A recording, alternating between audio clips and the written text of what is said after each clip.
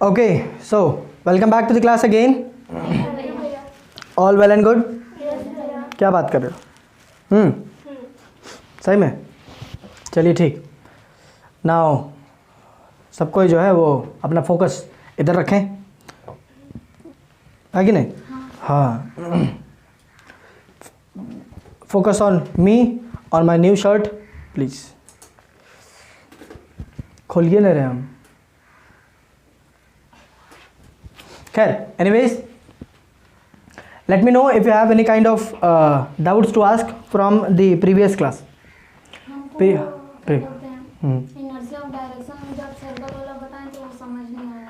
होता है क्योंकि आप टेंजेंट जो है वो इमेजिन नहीं कर पा रहे हैं.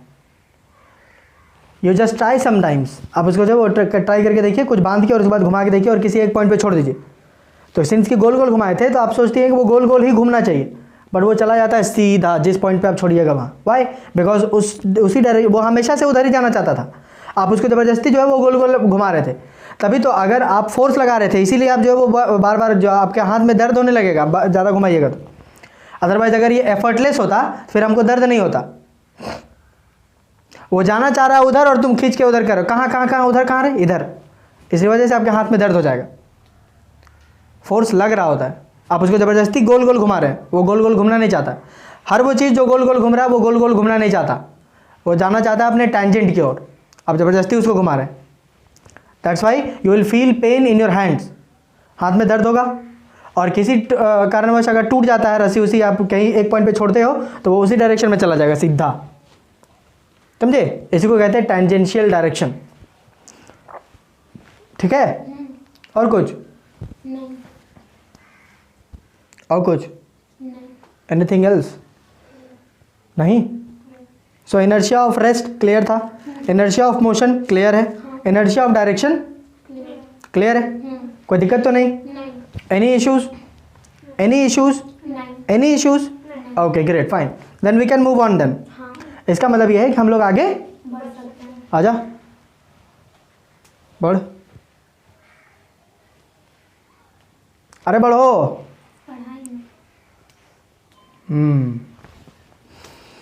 Okay great fine.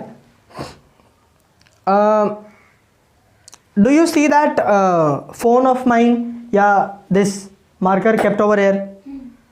Marker kept over here या वो लैपटॉप केप्ट ओवर देयर? दिख पा रहा है? अगर आप उसको पुश करना चाहें या उसको मोशन में लाना चाहें, कैन यू डू दैट? क्या आप कर सकते हैं? कर सकते हैं. बिल्कुल कर सकते हैं. Right. But try moving that cupboard of mine. उसको मूव कराने की कोशिश करिए. करिए.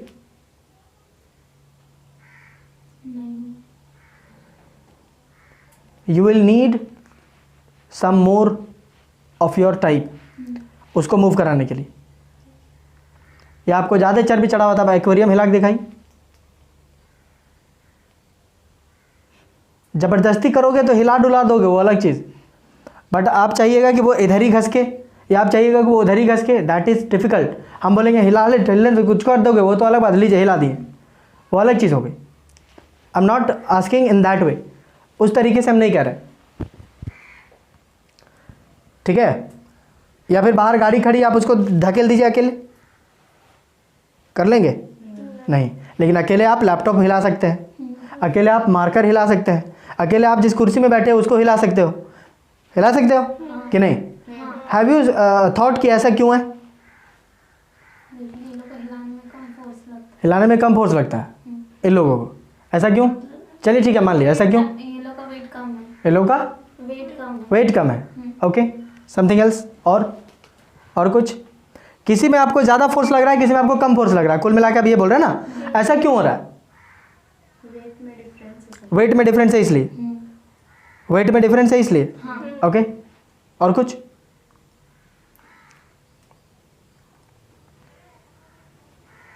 Okay. So let me tell you कि apart from whatever you told me, जो भी आप बोले वो ब्ला ब्ला, उसके अलावा जो अभी पॉइंट ऑफ व्यू देखा जाए तो इट इज़ बिकॉज आपको बाहर की गाड़ी हिलाने में ज़्यादा फोर्स लग रहा है. वाई? बिकॉज कि that vehicle is possessing more amount of inertia of rest.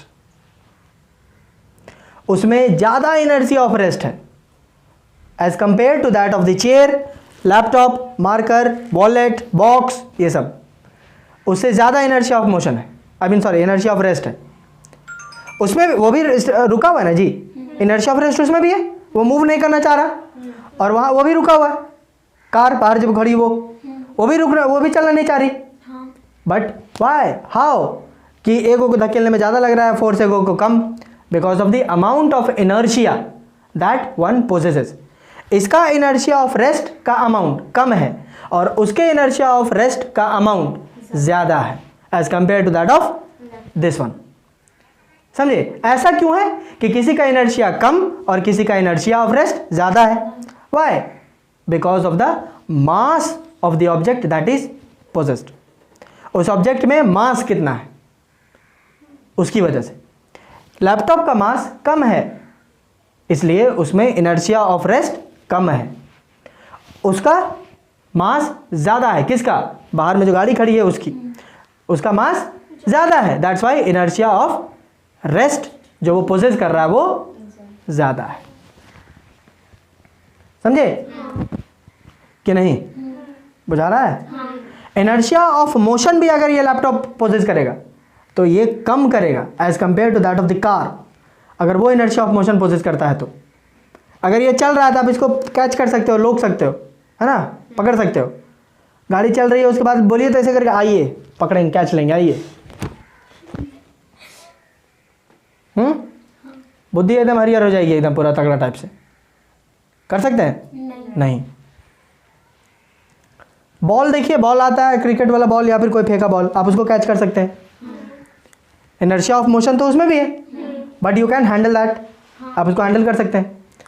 लेकिन वैसा ही अगर एरोप्लेन उड़ के आए हो, आओ कम कम कम ओवर माई हैंड, कम, वो भी उड़ रहा है ना, करिए. Do you do that? Can we do that? Why?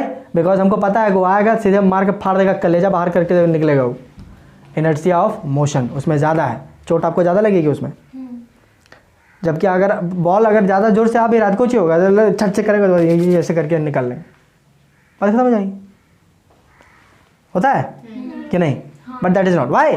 Because inertia is directly proportional to that of the mass of the body. Inertia is directly proportional to that of the mass of the body. एक body में कितना inertia वो poses करेगा ये depend करता है उसके मास से. ठीक है? थोड़ा धकेलना आसान है, ठीक है, लेकिन वो भैंसी को जब के क्लास में होगी या होगा, धकेल के दिखाइए तुमको. Are you getting me? What I am trying to tell you is, बुझा रहा है कि हम क्या कह रहे हैं? समझ रहे हो ना? ऐसा क्यों? क्योंकि तुमको ऐसे पकड़ के खींच सकते हैं हम, क्योंकि एनर्जिया कम है तुम्हारे में, खिंचा जाएगी, हैं, कुपोषण की शिकार चल जाएगी एकदम पट से. लेकिन वो जो बाल्टी भर भर के एकदम खाना पीना खा पी रही है या खा पी रहा है, उसका क्या? हिला के दिखाइए उसको. समझ रहे हो कि नहीं? ऐसा क्यों है? Because of the inertia. और इनर्शिया उसमें ज़्यादा क्यों है? Because of the mass that is put into the person और या बॉडी, कोई भी. समझ आया? तो इसको ध्यान रखेंगे कि inertia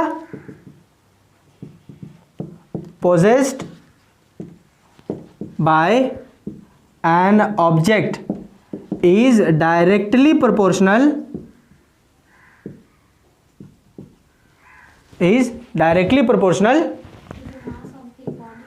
to that of the mass of the body या ऑब्जेक्ट, कुछ भी. ठीक है? समझ गए? सो कुल मिला के आप ऐसा बोल सकते हो कि inertia is directly proportional to the mass of the body. या सिंपली आप बोल सकते हो कि inertia is equal to mass. जितना आपका मास होगा उसी के बराबर आपका इनर्शिया होगा. मास बढ़ाइए इनर्शिया बढ़ेगा, मास घटाइए इनर्शिया घटेगा. वही बोला जा रहा है. समझे? तो इनर्शिया है क्या? इनर्शिया इज एक्चुअली आप बोल सकते हो it is equal to mass of the body. आप बोल सकते हो, ये होता नहीं, ठीक ना? आप ऐसा बोल सकते हैं अपनी समझने के लिए, समझदारी के लिए, या फिर जो भी उसके लिए आप बोल सकते हो, बट ऐसा नहीं. आप इसको बढ़ाइए ये बढ़ जाएगा, इसको घटाइए ये घट जाएगा. सिंपल, सीधी सी बात है. क्लियर है? कोई दिक्कत? कोई दिक्कत यहाँ तक में? कोई इशू है तो बोलिए प्लीज़। नहीं ना? नहीं नहीं कसम से? चलिए ठीक, ये भी सही है। ज़रा इसको रिफिल पिला लें। तुम क्या कर रही रहे? मच्छर काट दिया। तोरे मच्छर काट रहा? हम यहाँ इतना साल से रह रहे, नहीं मच्छर काट रहा हमको?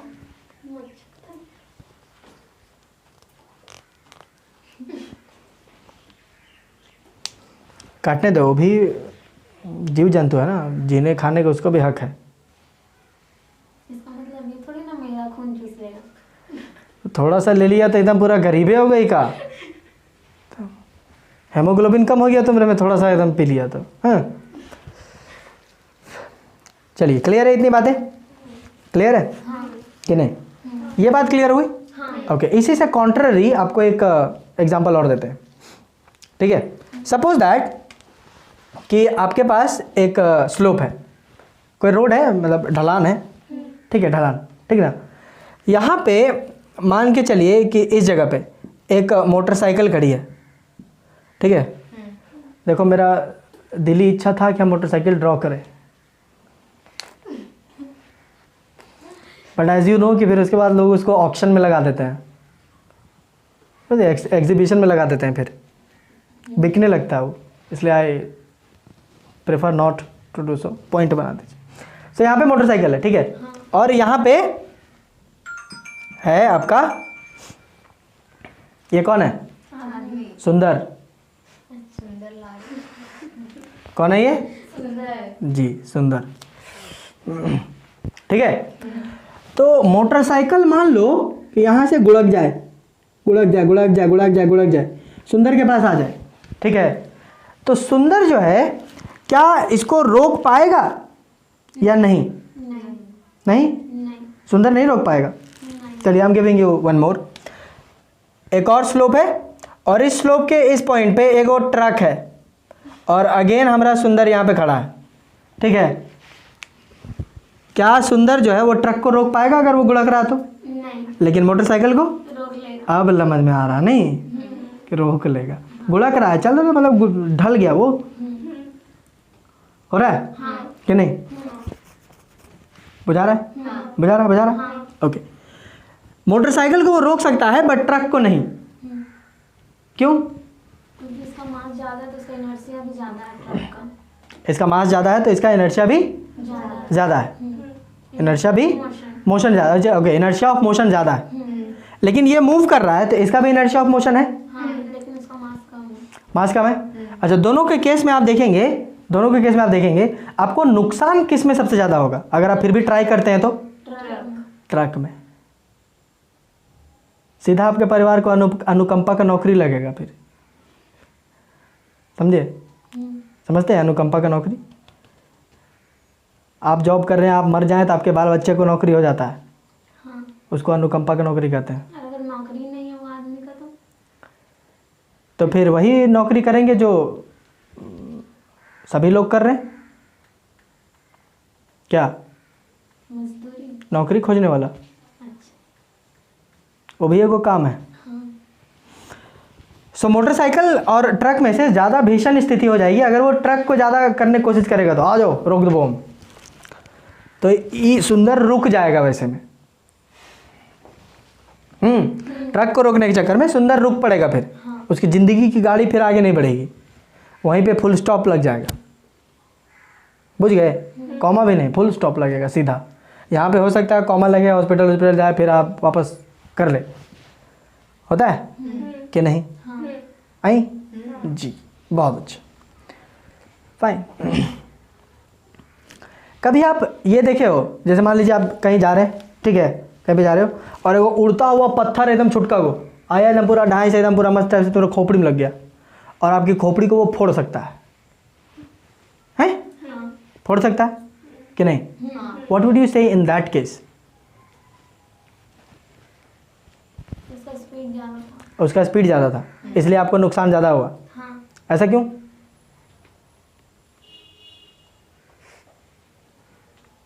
inertia is directly proportional to speed. Speed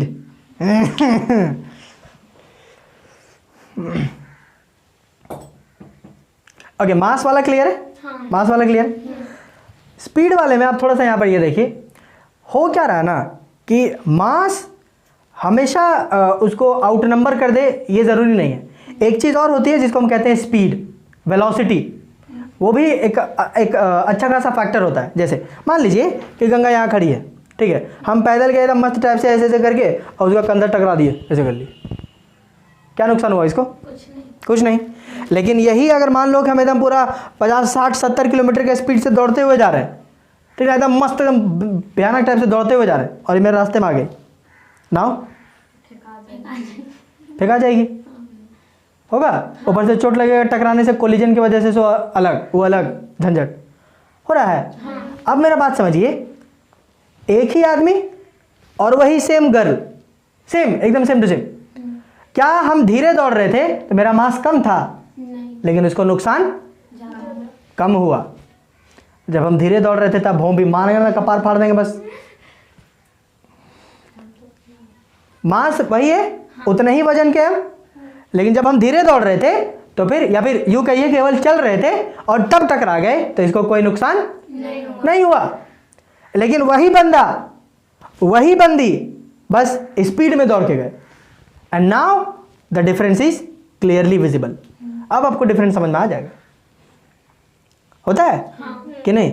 same चीज़ आप जो है वो कभी कभी, जैसे मान लीजिए गाड़ी वाड़ी में आप जा रहे हैं, गाड़ी में चल रहे हो, बाइक वाइक में, तो एक वो छोटा सा कीड़ा जिसका कोई वजन भी नहीं है ज़्यादा, ऊपर से आएगा जो कपार में लग जाएगा या आंख में लग जाएगा, आंख फुला देगा 2 दिन। या कोई कंकड़ वंकड़ छटक के आपको लग जाए, सीधा इफेक्ट दैट टाइम आपको लगेगा अरे भैया ज़्यादा बड़ा नहीं था पत्थर, थोड़ा सा था, लगा लेकिन फुला दिया मार के। वो जो ढेला जिससे आपका कपार फूट जाएगा, वो भी कौन सा बड़का को जो है बोल्डर थोड़ी है, समझ रहे हो कि नहीं? कभी जामुन के पेड़ के नीचे खड़ा हो जाइए तो जामुन गिरेगा कपार में, उसके बाद देखिए कितना जोर से चोट लगेगा, समझे? अगर उसके जगह तरबूज उर्बूज रहता ऊपर में और जो करके ले ले टपाक से लगेगा बस। इसीलिए नेचर बहुत एडवांस है, तरबूजा के नीचे दिया है और जामुन को ऊपर, समझ रहे हैं? हाँ, नाक में गिर जाए तो ज़्यादा प्रभाव नहीं पड़ेगा जामुन, लेकिन हल्का सा लगेगा, बर्दाश्त कर लीजिएगा। लेकिन सोचिए वही नाक में अगर खरबूजा या तरबूजा गिर जाए तब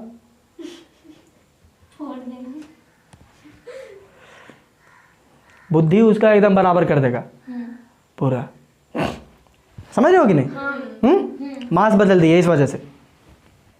but what I am trying to tell you is कि मास नहीं भी बदल रहे हैं, केवल वेलोसिटी बदल दीजिए, देन द कम मास वाला ऑब्जेक्ट भी आपको ग्रेटर इंपैक्ट दे देगा। जैसे सेम एग्जांपल, हम दौड़ रहे थे, चल रहे थे, इसको कोई नुकसान नहीं हुआ, लेकिन दौड़ के गए और टकरा गए, तब तो नुकसान हुआ ना। मास तो बदले नहीं हम अपना, हम क्या बदले? केवल अपना वेलोसिटी, केवल वेलोसिटी बदले। उस केस में भी इसको अच्छा खासा नुकसान हो गया। क्यों? Because in that particular case the quantity of motion that I am possessing is more, the quantity of motion, इसको एकदम बड़ा प्रेम से ध्यान से सुनिए, the quantity of motion, motion का क्वांटिटी। तुमने क्यों कहा कि इसमें कम नुकसान होगा, इसमें ज़्यादा नुकसान होगा? क्यों? क्योंकि ये जब ढुलकेगा तो इसका क्वांटिटी ऑफ मोशन ज़्यादा होगा। इसलिए नहीं क्योंकि इसका वेलोसिटी ज़्यादा है, बल्कि इस केस में इसलिए क्योंकि इसका मास ज़्यादा है। ढलान एक ही है ना, एक ही स्लोप है। तो ये मोटरसाइकिल भी जाएगा तो 10 मीटर पर सेकेंड के स्पीड से, और ये भी जाएगा तो 10 मीटर पर सेकेंड के स्पीड से। स्पीड में कोई बदलाव नहीं है, वेलोसिटी में कोई बदलाव नहीं है, लेकिन इसमें इसका जो है क्वांटिटी ऑफ मोशन इसमें कम है और इसमें क्वांटिटी ऑफ मोशन ज़्यादा है। उसी चीज़ की वजह से तुम बोल रहे हो कि हम ट्रक के सामने नहीं आएंगे, वही चीज़ फील हो रहा है। हम क्या बोल रहे हैं? क्वांटिटी ऑफ मोशन जो ये पोजेस करेगा इसके पास ज़्यादा है, समझे कि नहीं? सेम चीज़ अगर एक बुलेट फायर करे ढाई से और बोलेंगे आगे आज खड़ी हो जाओ, यहाँ पे छोटा सा मास ज़्यादा नहीं है, आओ खड़ी हो तो देखेंगे हम, विल यू डू दैट? नहीं। क्यों? क्योंकि उस केस में मास उसका कम है, तुमको लगेगा अरे थोड़ी चपट के थोड़ी जल जाएगा, तुमको टेंशन का लिया, खड़ा हो जा। ट्रक रहता समझते चपटा आ जाती, बुलेट से थोड़ी चपटा जाएगी, आ जा खड़े हो जाओ यहाँ पे। अरे भाई ठीक है, चपटेगा नहीं हो आपको, लेकिन सिंस की उसका वेलोसिटी बहुत ज़्यादा है तो जहाँ जाएगा छेद करके जाएगा, सीधा इफेक्ट। मास कम हो गया यहाँ पे, मास कम है, लेकिन अगर वेलोसिटी बढ़ा दिया जा रहा है तब भी उसका अमाउंट ऑफ या क्वांटिटी ऑफ मोशन ज़्यादा हो जा रहा है। क्वांटिटी ऑफ मोशन, ध्यान से सुनिएगा इसको, क्वांटिटी ऑफ मोशन, बहुत ध्यान से सुनिए, ये थोड़ा सा कंफ्यूजिंग टॉपिक है, बट आई एम ट्राइंग, अब ध्यान से अगर मेरी बातों को सुनिएगा तो आपको बिल्कुल भी आप ये भूल जाओगे कि आप भैया बोले थे कि बहुत मुश्किल टॉपिक है, लोड नहीं लेना, जस्ट बी विथ मी, ठीक है। आपको ये फील हो रहा है हम क्या बोल रहे हैं, क्वांटिटी ऑफ मोशन माने, क्वांटिटी ऑफ मोशन ये वही चीज़ है जिसकी वजह से तुम ट्रक के सामने नहीं आना चाहते हो। मोटरसाइकिल के सामने आ जाओगे भले, लेकिन ट्रक के सामने नहीं आओगे, समझे? Because of the quantity of motion that it is possessing. हम जब चल के गंगा से टकराए तो क्वांटिटी ऑफ मोशन कम था, इसलिए इसको नुकसान कम हुआ, लेकिन अगर दौड़ के जाएंगे तो क्वांटिटी ऑफ मोशन बढ़ जाएगा, ज़्यादा हो जाएगा, इसलिए इसका कपार फूट जाएगा। बुझ गए? तो कुल मिला के आपको हम ये बताना चाह रहे हैं कि क्वांटिटी ऑफ मोशन जो है वो डिपेंड करता है दो चीज़ों पे, जो कि आप फील कर पा रहे होंगे अभी कि क्वांटिटी ऑफ मोशन जो है वो दो चीज़ों पे डिपेंड करता है। Can you tell me? कौन कौन? पहला है मास और दूसरा है वेलोसिटी। मास और दूसरा है वेलोसिटी। क्या हम इसको ऐसा लिख देते हैं? लिखा हुआ चीज़ हमको अच्छा लगता है ना। Quantity of motion depends upon two factors, right? Two factors. Number one, mass of the object, mass तो किसका मास रे बोलेगी ना, मास ऑफ द ऑब्जेक्ट, और दूसरा वेलोसिटी ऑफ द ऑब्जेक्ट। ये दो चीजें हैं जिन पर क्वांटिटी ऑफ मोशन डिपेंड करता है, समझे? Quantity of motion, quantity of motion बोले तो कोई ऑब्जेक्ट में कितना मोशन होगा, सुई सही कितना होगा। मास कम है लेकिन अगर मोशन ज्यादा है, हाउ? बिकॉज उसका वेलोसिटी ज्यादा हो गया, आप उसके सामने जाना पसंद नहीं करेंगे, करेंगे बोलिए? बिकॉज उसका क्वांटिटी ऑफ मोशन ज़्यादा है। अब ये बार बार बार बार क्वांटिटी ऑफ मोशन बोलते रहे, क्वांटिटी ऑफ मोशन बोलते रहे, अच्छा नहीं लगता। क्या नहीं लगता? अच्छा नहीं लगता। किसको? हमको। हम बता रहे हैं तो हमको ना, साइंटिस्ट का बताएगा, हम ना बता रहे तुमको। फिर बुझ रहे हो कि नहीं? समझ में आ रहा है कि नहीं? मास अब इनर्शिया वगैरह देखोगे तो इसका इनर्शिया बेशक ज़्यादा है और इसका कम, लेकिन अगर आप उसमें देखिएगा जो अभी हम दौड़ने वालों जो एग्जांपल बताए थे, उसमें इनर्शिया तो हम नहीं ना बदले क्योंकि हम मास नहीं बदले,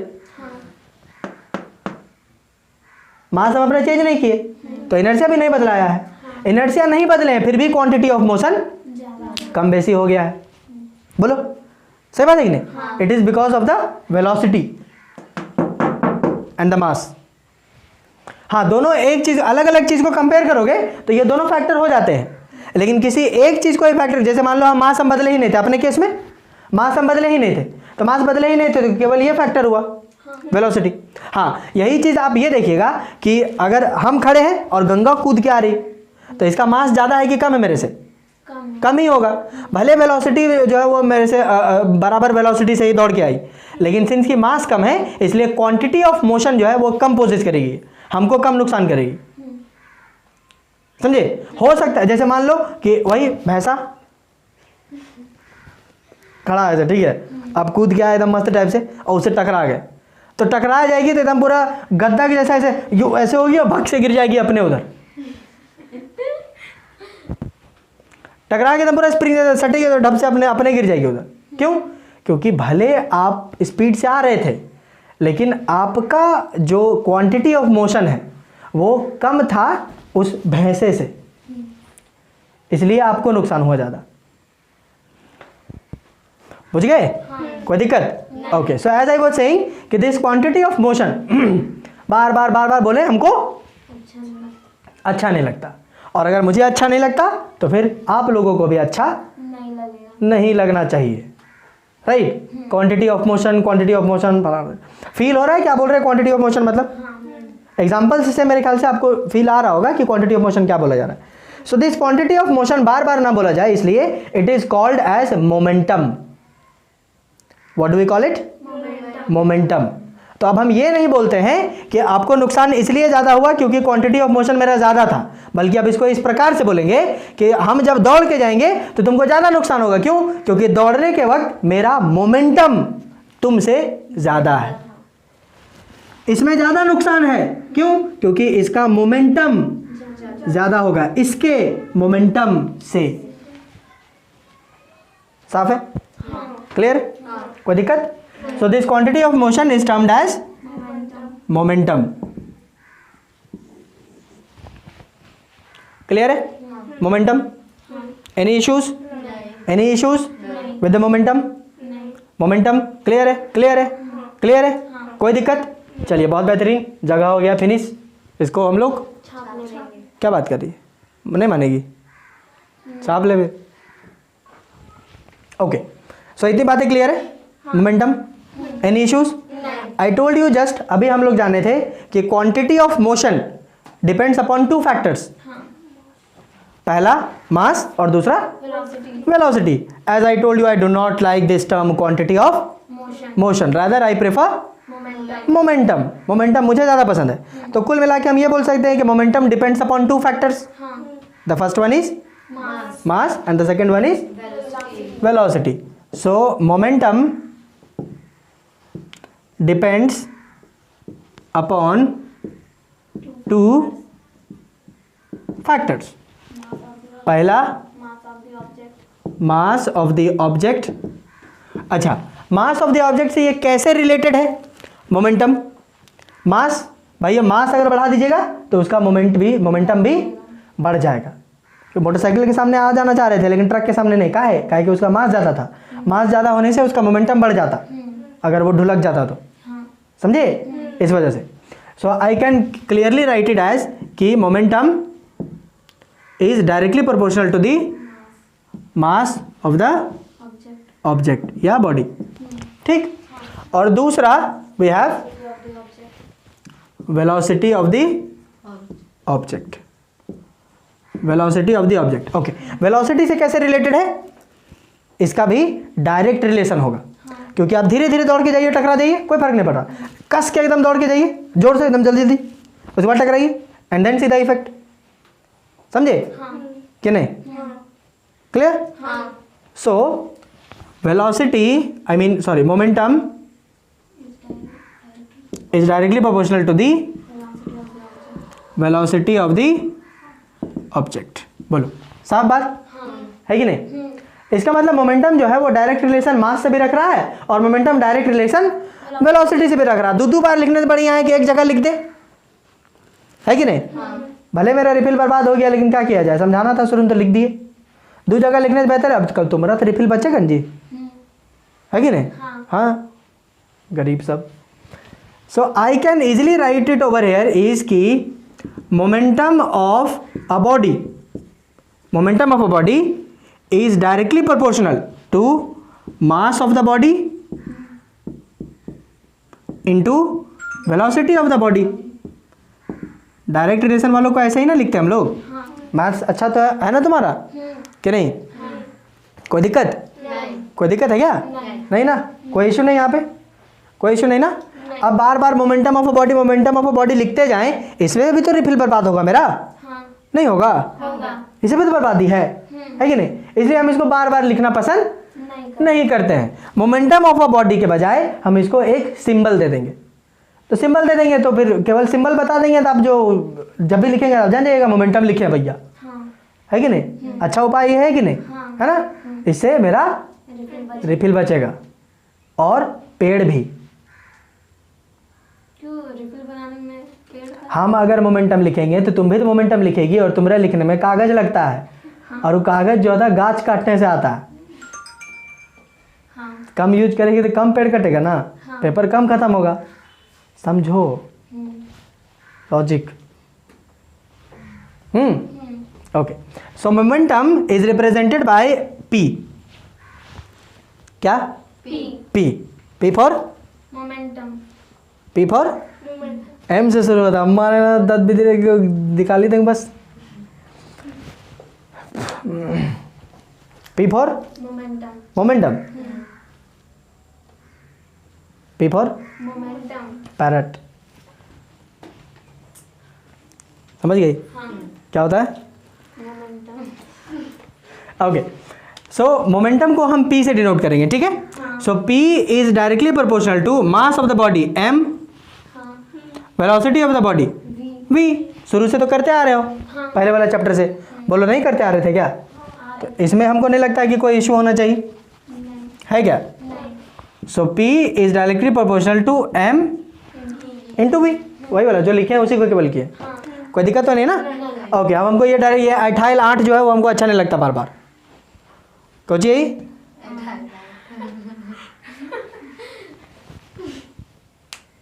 क्या है? 28 8. So I do not like this one. इसके बजाय I love to use the equal to sign. Equal to. लेकिन ये डायरेक्टली प्रोपोर्शनल का साइन आप जैसे ही हटाइएगा ना, you will have to add a constant over here. आपको जो है वो यहाँ पे कांस्टेंट ऐड करना होगा. कोई भी कांस्टेंट डाल लीजिए. K proportionality constant K into M into V. By default K is always equals to 1. ठीक है. के इज ऑलवेज इक्वल्स टू 1. वो हमेशा के जो होता है 1 के बराबर ही होता है. तो 1 इंटू इतना इज इतना same. So P is equals to M V. हम ऐसा लिख सकते हैं कि नहीं? लिख सकते हैं. सो पी क्या है मेरा? Mass into velocity. नो जाने मन. पी क्या है? Momentum. Momentum. So I can define now momentum is equals to actually the product of mass and velocity. Velocity. Simple. हाँ. अब कोई पूछे कि बताइए मोमेंटम क्या है, तो ये वो चीज है जिसकी वजह से हम ट्रक के आगे नहीं आ रहे थे. ऐसा नहीं करना है. In fact momentum is actually the product of the mass and the velocity of the object या बॉडी. क्लियर? हाँ. मास and velocity. Mass and velocity को प्रोडक्ट कर दीजिए. तुम्हारा मास क्या है, तुम कितना स्पीड से चल रही. तुम्हारा मास क्या है, तुम्हारा कितना स्पीड से चल रही. दोनों का जो प्रोडक्ट होगा वो आपका मोमेंटम होगा. P is equals to mv. Momentum is equals to the product of mass and velocity. Clear? कोई दिक्कत? नहीं. कोई दिक्कत? नहीं. कोई दिक्कत नहीं. नहीं ना? नहीं. No issues. नहीं. चलिए, बहुत बेहतरीन. तो इसको भी हम लोग बहुत अच्छा. Okay, so this much is clear I guess. हाँ. कोई इशू यहाँ तक में? नहीं. नहीं ना? नहीं. सो लिख दे कि मोमेंटम क्या है. तुम लोग अपने से नहीं लिख पाती भोंबी. हाँ, momentum it is defined as the quantity of motion possessed by an object. एक ऑब्जेक्ट जो है वो कितना मोशन उसमें है उसको कहते हैं मोमेंटम. और you can keep it simple कि it is defined as the product of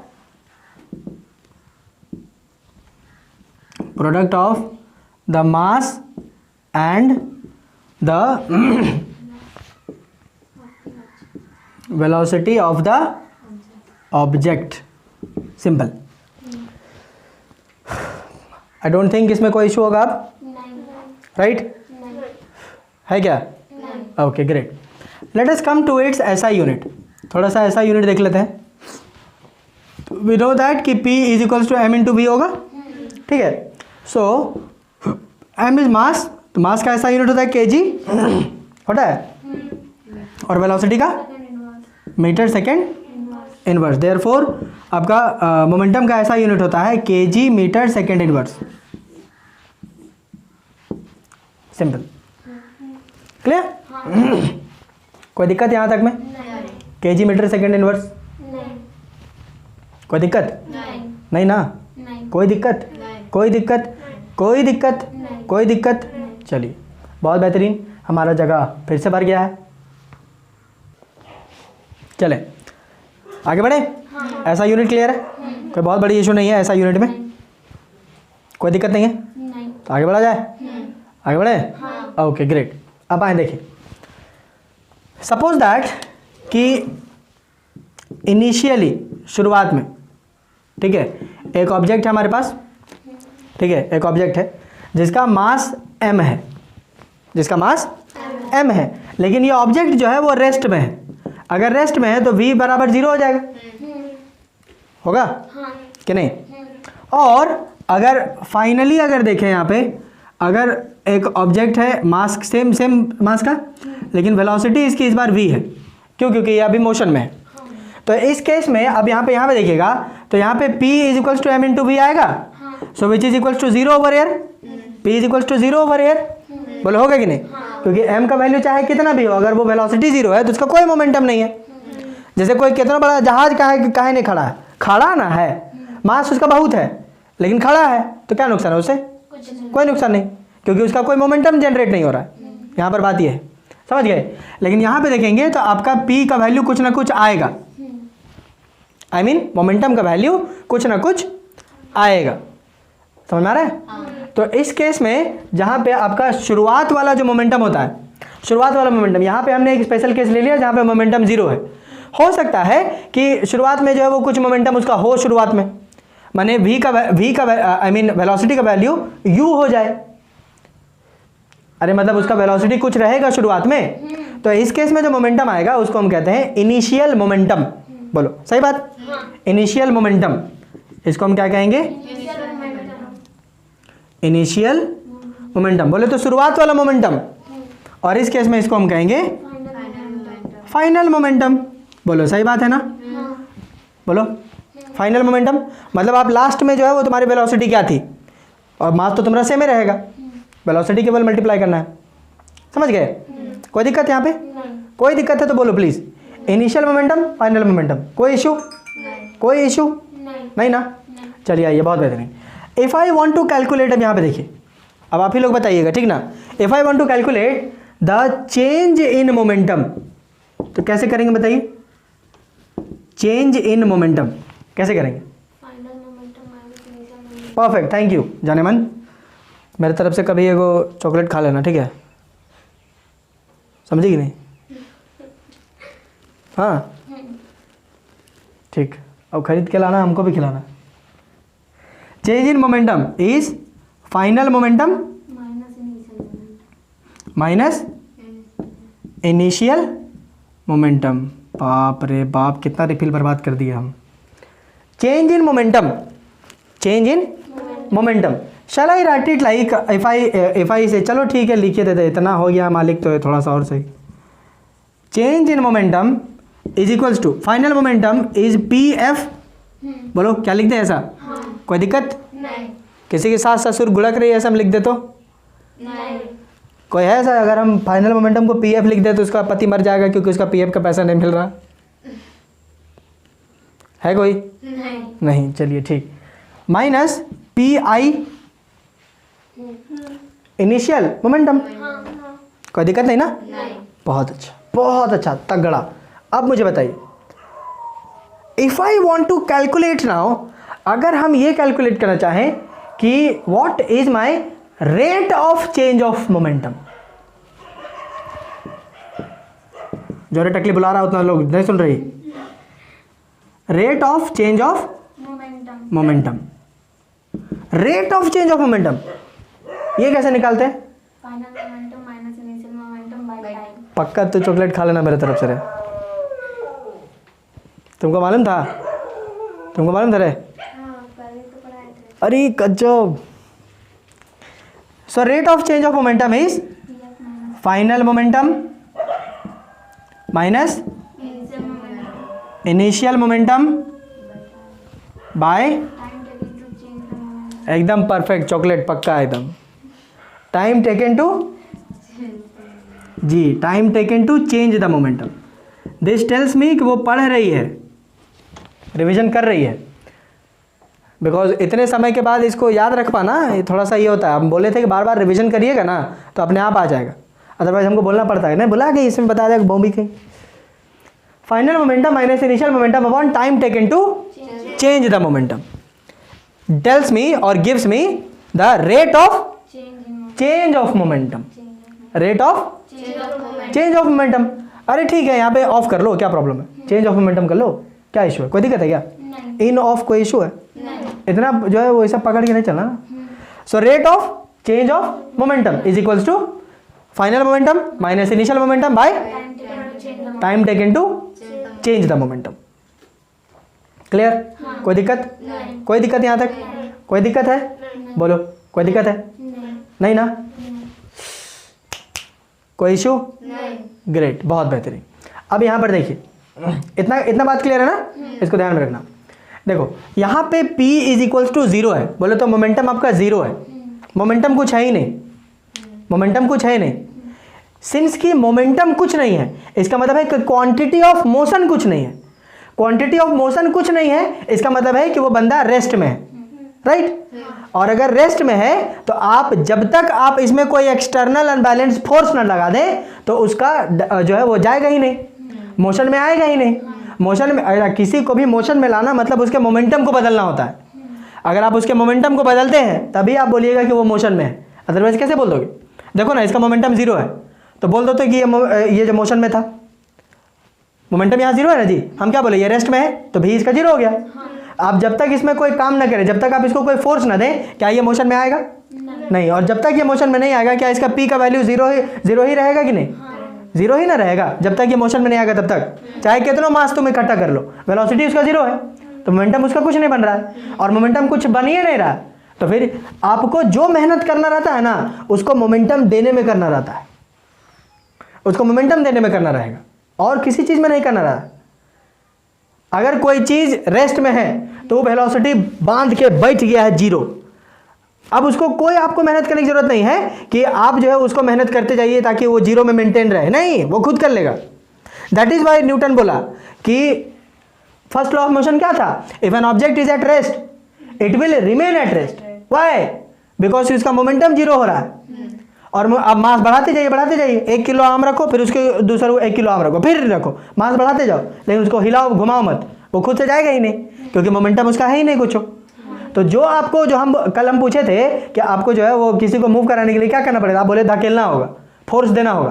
तो ये फोर्स क्यों देना पड़ रहा है? बिकॉज कि आपको इस मोमेंटम को ओवरकम करना है, इस P का जो वैल्यू जो 0 है इसको बढ़ाना है, इसको बढ़ा के नहीं, बोले तो इसको बढ़ा के, इसको बढ़ा के आपको करना पड़ेगा। That's why you need to put in effort into that. वही आपको ये भी बोला गया था कि अगर वेलोसिटी कांस्टेंट है, बोले तो वेलोसिटी बदल नहीं रही है, तो कभी चेंज नहीं कर रहा है, तो इसका मतलब है कि v का वैल्यू कभी चेंज नहीं करेगा, वो कभी चेंज नहीं करेगा। और अगर कभी चेंज नहीं करेगा तो p का वैल्यू m इंटू वी ये हमेशा लगातार बनता ही रहेगा, हमेशा बन ही रहा है। इस वजह से आपको और ज़्यादा फोर्स लगाने की ज़रूरत नहीं पड़ रही थी, बिकॉज कि मोमेंटम लगातार बना हुआ है। मोमेंटम जब लगातार बना हुआ है तो आपको कुछ करने की जरूरत नहीं, वो अपने आप मोशन में आएगा। क्यों? क्योंकि अगर किसी में मोमेंटम है तो वो मोशन में होगा, सीधी सी बात। आप में अभी मोमेंटम 0 है क्योंकि आप रेस्ट में हैं, चलने लगेगा तो मोमेंटम आ गया, समझ में आया? अगर जब तक मोमेंटम नहीं आएगा तब तक वो मूव ही नहीं करेगा, ये अपने खोपड़ी में डाल लीजिए, समझे? और अगर यूनिफॉर्म वेलोसिटी है, वेलोसिटी अगर यूनिफॉर्म है तो मोमेंटम भी यूनिफॉर्म रहेगा, और मोमेंटम अगर यूनिफॉर्म है you do not need to apply more force to it, because उसमें लगातार मोशन हो रहा है, आपको करने की आवश्यकता नहीं पड़ेगी। That's why Newton told us that कि if an object is in motion it will continue to be in motion, ये मोशन में रहते रहेगा। वाई? बिकॉज कि उसका मोमेंटम बदल नहीं रहा है, मोमेंटम वो कांस्टेंट रख के चल रहा है।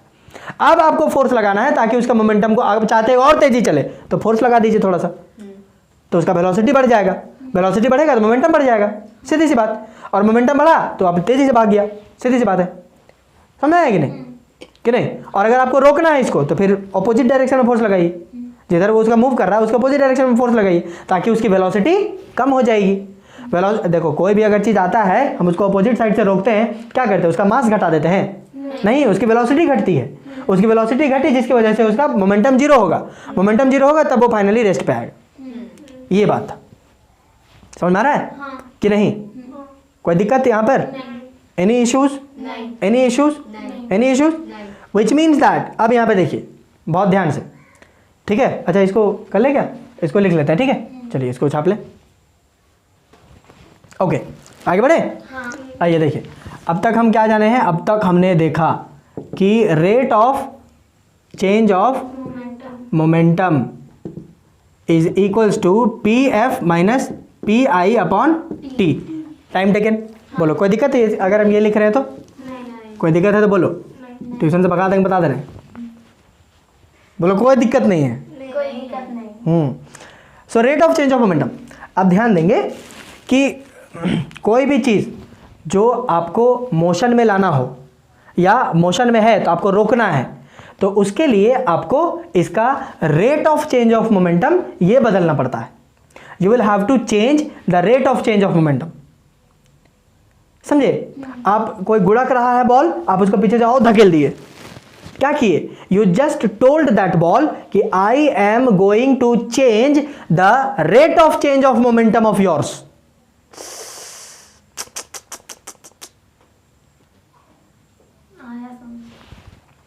एक बार और मान ले गंगा यूं यूं एकदम पूरा मस्त एकदम कैटवॉक करते चल रही है, ऐसे ऐसे डिचू डिचू, ठीक है।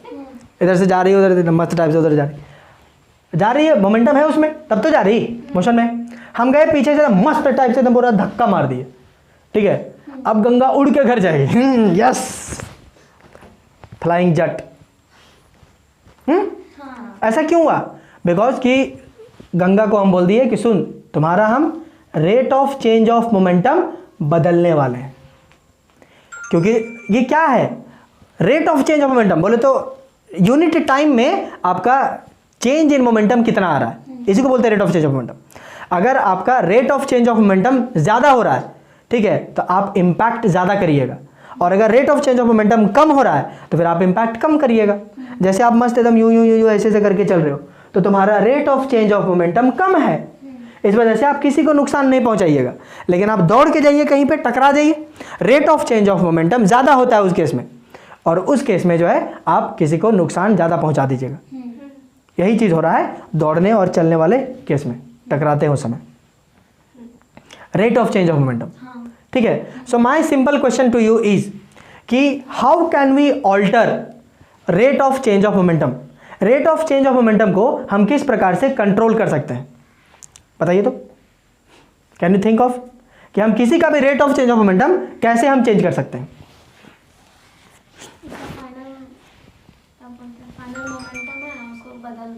फाइनल मोमेंटम को बदल के, और ये फाइनल मोमेंटम हम कैसे बदलेंगे उसको, या फिर क्या बोलते हैं, उसका मोमेंटम बढ़ा देंगे या फिर घटा देंगे। कैसे? धक्का देके। धक्का क्या है? फोर्स। कुल मिला के आप ये कहना चाह रहे हैं, या हम ये कहना चाह रहे हैं कि rate of change of momentum can be altered only and only by applying some force. आप चाहते हैं कि rate of change of momentum बढ़ जाए, तो मोमेंटम के डायरेक्शन में फोर्स लगा दीजिए, हैं? और अगर आप चाहते हैं कि किसी का rate of change of momentum घट जाए, तो जिधर मोशन हो रहा है, जिधर मोमेंटम है, उसके ऑपोजिट डायरेक्शन में फोर्स लगा दो। साफ बात। गंगा उधर दौड़ रही, हम चाहते हैं कि इसका rate of change of momentum बढ़ जाए, तो इधरे धकेल देंगे, इधरे से जो। और अगर हम चाहते हैं कि ये रुक जाए, बोले तो rate of change of momentum इसका घटाना चाहते हैं, तो ये इधर से आ रही है, हम इधर से खड़े हो जाएंगे, आजा पकड़ लेंगे थोड़ा। Rate of change of momentum घट गया इस केस में, और घटाने के लिए हमको फोर्स जो है वो उल्टे डायरेक्शन में लगाना पड़ा। किसके ऑपोजिट में? Direction of momentum. अच्छा, ये डायरेक्शन ऑफ मोमेंटम से अब मुझे याद आया कि momentum is a vector quantity. इसको ध्यान रखिएगा, momentum is a vector quantity. छूट गया था उधर, मोमेंटम यहां पे लिख दे रहे, momentum is a vector quantity है, इसको ध्यान रखिएगा। Momentum is a vector quantity. Momentum एक वेक्टर क्वांटिटी है, माने इसका मैग्नीट्यूड और डायरेक्शन दोनों होगा, समझ गए? It will have magnitude as well as direction both, ठीक है। मैग्नीट्यूड एंड डायरेक्शन बोथ, इसके दोनों होंगे। क्लियर है? चलिए बहुत बेहतरीन। अगेन फिर से यहाँ पे rate of change of momentum can be altered by applying some force to it, ठीक है, applying some force to it. अब मुझे रिलेशन बताइए कैसे। अब ध्यान दीजिए कि अगर हम चाहते हैं कि rate of change of momentum जल्दी से बढ़ जाए, तो हमको क्या करना पड़ेगा? मोमेंटम जो डायरेक्शन में हो रहा है वही डायरेक्शन में फोर्स लगाना होगा। फिर से अगेन एक बार और सुनिए, हम चाहते हैं कि rate of change of momentum जल्दी से बढ़ जाए, ठीक है, या जल्दी से चेंज करे। हाँ, जल्दी से चेंज करे, क्या करना होगा हमको? ज़्यादा फोर्स लगाना। ज़्यादा फोर्स लगाना होगा। और यदि हम चाहते हैं कि वो धीरे धीरे चेंज करे, तो थोड़ा थोड़ा थोड़ा थोड़ा फोर्स लगाना होगा। मीनिंग टू से दैट कि क्या हम ये बोल दें कि the rate of change of momentum is directly proportional to the force applied on the object? बोलो, क्या बोल दें ऐसा? हाँ। बोल दें ऐसा? बोलो, बोल दें, हाँ। क्या बोल दें? Rate of change of momentum is directly proportional to force. to the force applied on the object. जी, ट्राई करेंगे एक बार। Okay, we will skip. Yes, again फिर से, Rate of change of but you should take part in the discussion, this will help you. आप करते नहीं हैं, मेरा केवल फ्लो टूट ना जाए इसलिए तुमको पूछते नहीं हम ज़्यादा, but you should try. Yes, again फिर से, Rate of change of momentum is directly proportional to force that is applied on an object. On the object. Clear है? इसको बोल सकते हैं ना हम? हाँ। बोल सकते हैं? हाँ। क्या बोल सकते हैं, एक बार और बताओगे? हाँ। बता। rate of change of momentum is directly proportional to the force applied on the object. Perfect, कोई दिक्कत नहीं। नहीं ना? नहीं। हम भूल जाएंगे इस बात को, इसलिए अपनी सुरक्षा के लिए हम बोर्ड में लिख लेंगे, हाँ, ठीक है? तुम लोग का कहा, तुम लोग तो याद रखिएगा, सर्वज्ञानी है तुम लोग, हम ना भुला जाएंगे, हम यहाँ लिख के रखेंगे, ठीक है? हाँ, ठीक ना? क्या हम बोले कि rate of Change of momentum. Change of Momentum. Momentum, देख रहे, भुला जा रहे, अभी भुला गए हम। Rate of change of momentum is Directly proportional to. Directly proportional to the force applied on the object. To the force applied on the Object. Object. Force applied on the object. Clear? कोई दिक्कत? अच्छा, rate of change of momentum ये देगा क्या? Momentum है ना, देगा मिला जुला के। तो मोमेंटम हमने कहा कि it is a vector quantity, it has got magnitude and direction both. चलिए, मैग्नीट्यूड का तो हम बात कर लिए कि ज़्यादा फोर्स लगाइएगा ज़्यादा रेट से चेंज करेगा, है? ज़्यादा रेट से चेंज करेगा। अब ये चेंज जो है वो घटते क्रम में हो जाए या बढ़ते क्रम में हो जाए, हमको क्या फर्क पड़ रहा है उससे? हमको तो केवल रेट ऑफ चेंज चाहिए, रेट ऑफ चेंज चाहिए। रेट ऑफ चेंज में घट और बढ़ दोनों सकता है ना, कि नहीं? आप चाहते हैं कि वो जल्दी रुके, ज़्यादा फोर्स लगा दो पट से, समझे? आप चाहते हो कि जल्दी से पिकअप धर ले, तो ज़्यादा कस के धकल दो उधर, बढ़ गया। फोर्स ज़्यादा लगाए उड़ ली, फोर्स ज़्यादा लगाए रुक ली, बुझिस हाँ।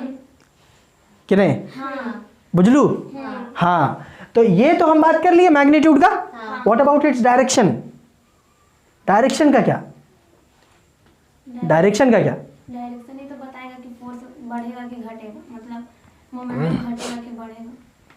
What I am trying to ask is कि ये जो है that is the rate of change of momentum is directly proportional to the force applied on the object. बोले तो जितना फोर्स आप लगाएंगे ऑब्जेक्ट में उसी के हिसाब से rate of change of momentum आएगा।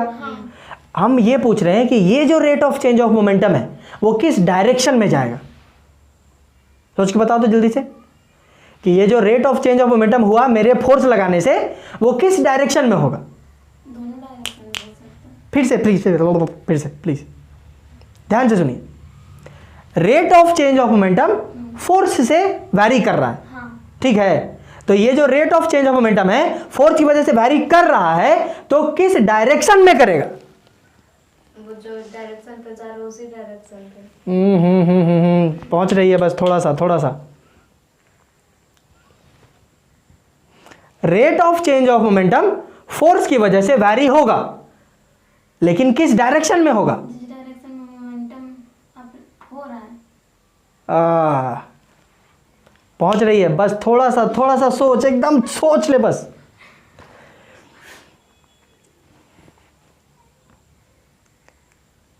फिर से बोल रहे हैं हम कि rate of change of momentum force से वैरी कर रहा है, लेकिन यही rate of change of momentum किस डायरेक्शन में वैरी करेगा? वो जिस डायरेक्शन से जा रहा है उसी डायरेक्शन पे वेरी करेगा। यस, जिस डायरेक्शन में फोर्स लगेगा उसी कच्चा भी टकली खतरनाक है, लेकिन कम बोलती है, लेकिन ज़्यादा मस्त बोली। परफेक्ट, मेरी तरफ से चॉकलेट तेरे को भी। बिल्कुल, जिस डायरेक्शन में आपने फोर्स लगाया है उसी डायरेक्शन में आपको बदलाव देगा ये। बॉल इधर जा रहा था, आप इधर ही मार दिया बाएं से, तो क्या बोलेगा, मारी रे, रुक घूर के आते इधर से मार, ऐसा बोलेगा वो? नहीं, जिधर आपने फोर्स लगाया है उसी डायरेक्शन में rate of change of momentum होगा। सही बात कि नहीं? समझ में आ रहा है कि नहीं? हम क्या बोल रहे हैं, अब समझ में आ रहा है? तुमने कहा कि जिस डायरेक्शन में मोमेंटम होगा, आपको बोलना चाहिए था कि जिस डायरेक्शन में आप फोर्स लगाएंगे उस उधर ही होगा। हम बोले ना कि आप करीब थे, बट थोड़ा सा केवल ये था। यार आप जिधर फोर्स लगाओगे उधर ना rate of change of momentum direction में चेंज होगा। आपका फोर्स लगाने का तरीका पता चलेगा कि वो किधर जाएगा। अगर मान लीजिए इधर आ रहा था, ठीक है, आप इधर आ रहे थे, हम इधर से यूं धकेल दिए, तो ये तो उधर जाने लगेगा ना फिर। समझे कि नहीं? तो इसका मोमेंटम में बदलाव आया, लेकिन किस डायरेक्शन में आया, जिधर हम फोर्स लगाए उधर। समझे कि नहीं? कि नहीं बुझा रहा है कि नहीं? तो क्या हम इसको ऐसा बोल सकते हैं कि the direction of rate of change of momentum is always along the direction of the force applied on the object. एक बार और फिर से, the direction of rate of change of momentum, rate of change of momentum का जो direction होगा वो उधर ही होगा जिधर आपने फोर्स लगाया है। जो भी फोर्स लगाया होगा, हम लगाए होंगे, तुम लगाए होगे, या कोई जो लगाया होगा, फोर्स लगाया होगा ना जी, तो वो जिस डायरेक्शन में फोर्स लगाएगा उसी डायरेक्शन में rate of change of momentum होगा। बोलो सही बात? अब इतना बात क्लियर हो रहा है? इतनी बातें क्लियर कि नहीं? समझ आ रहा है? So what I told you is कि the rate of change of momentum is always along the direction of force applied on the object. क्या हम ऐसा बोल सकते हैं कि नहीं? बोल सकते हैं ना? इमेजिन करके देख लो, बोल सकते हैं ना हम ऐसा? क्या बोल सकते हैं? The rate of change of momentum is always along to the force applied on the object. एक बार फिर से ट्राई करिए, क्या बोल सकते हैं हम? Rate of change of momentum is always in the direction along in the direction of along in the direction of force applied on the object. force applied on the object. क्या मान सकते हैं हम? क्या बोल सकते हैं हम? rate of change in momentum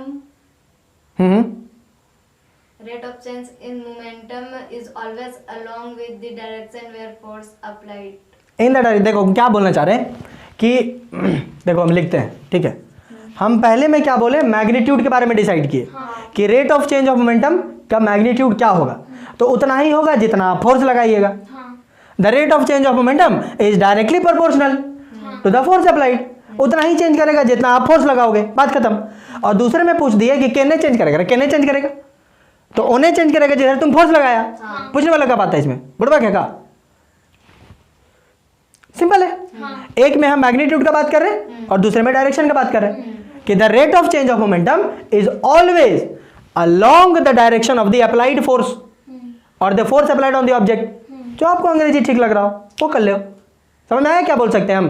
क्या बोल सकते हैं? यस क्या बोल सकते हैं? बोल। rate of change in moment of momentum, rate of change of momentum is always along in is always along with is along the direction of the applied force. along the direction of applied force. Clear है? हाँ कोई दिक्कत? नहीं हम फिर से इसको भूल जाएंगे, इसलिए जरूरी है कि लिख ले। लिख लें, है कि नहीं? हाँ। चलिए लिख लें इसको। So the rate of change of momentum is always along along in the direction the direction of the applied force on the object। भाई ऑब्जेक्ट में जिस डायरेक्शन में आप फोर्स लगाए हो उधर ही जाएगा, बात खत्म। इतना क्या सोचने वाला बात है, और कोई नया बात थोड़ी आप पूछ लिए हैं, नया कुछ है इसमें। क्लियर है कि क्या क्या हम बोल रहे हैं? पहले में हम क्या बोले, पहले में क्या बोले कि the rate of change of momentum, दोनों हम rate of change of momentum के बारे में ही बात कर रहे हैं। एक में केवल rate of change of momentum का मैग्नीट्यूड के बारे में बात कर रहे हैं और दूसरे में उसके डायरेक्शन के बारे में बात कर रहे हैं, ठीक है। तो हम क्या बात कर रहे हैं कि the rate of change of momentum is directly proportional to the applied force. force applied on the object and दूसरे में क्या बोल रहे हैं कि the rate of change of momentum is always along the direction of force applied. applied. force applied हाँ ठीक is always along the direction of the force applied. बोलो सही बात है कि नहीं? हाँ सही बात है? हाँ सही बात है? हाँ सही बात है हाँ कि नहीं? हाँ क्लियर? हाँ क्लियर? चलिए दोनों स्टेटमेंट को कोई मुझे बोल सकता है, बता सकता है दोनों स्टेटमेंट को? हाँ कौन बता पाएगा? बिना देखे है ना, बोर्ड में देखने चल रहा, मेरे आई कांटेक्ट है ना. हाँ चल ठीक बोल. rate of change of momentum is directly proportional to the force applied on the object. Perfect. और दूसरा the rate of change of momentum is always along the direction of the force applied on the object. Perfect. एक बार और चलिए. A rate of change of momentum is directly proportional to the applied force of the object on the object, of the object को जी. on the object. The rate of change of momentum is always along with okay. The rate of change of momentum is always along the direction of force applied on the object. देखिए आपको थोड़ा सा भी अगर अंग्रेजी अगर आता है तो आप इसको समझ पा रहे, बोल पाएंगे आराम से इजीली. ठीक है, आप अटक रहे हैं मतलब आप इसको रटने की कोशिश कर रहे हैं. रटिए मत. रटवाना रहता तो हम लिख देते हाँ और बोलते कि इसको रट लो, कॉपी कर लो. रटिए मत. हम जो बोल रहे हैं आप उसको समझिए, उसको कंसेप्चुअलाइज करिए. एक में हम डायरेक्शन और दूसरे में हम मैग्नीट्यूड और दूसरे में डायरेक्शन की बात कर रहे हैं. तो आप ध्यान रखिए कि हम कौन सा बात कर लिए हैं और हमको क्या बोलना है. समझिए. एक बार और. The rate of change of The rate of change of momentum is directly proportional to the applied force on the object. The rate of change of momentum is always along the direction of force applied on the object. Okay great. ये 2 points clear है? हाँ. 2 points clear है. अच्छा ये 2 points को क्या हम combine करके लिख सकते हैं?